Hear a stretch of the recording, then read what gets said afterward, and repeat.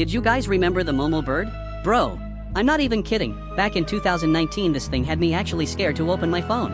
I'd be playing Roblox late at night, just grinding, and someone in the chat would type, "She's watching." And instantly I'd think about that face, the huge bulging eyes, the stretched smile, that creepy bird body. It felt so real.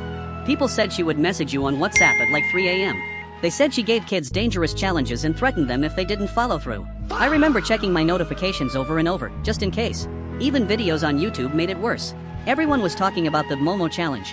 Parents were panicking. Schools were sending warnings. It felt like the whole world was losing it. But then I found out the image actually came from a sculpture called Mother Bird by an artist named Keisuke Isoa. No demon. No hacker. Just fear going viral. And honestly, that's way scarier.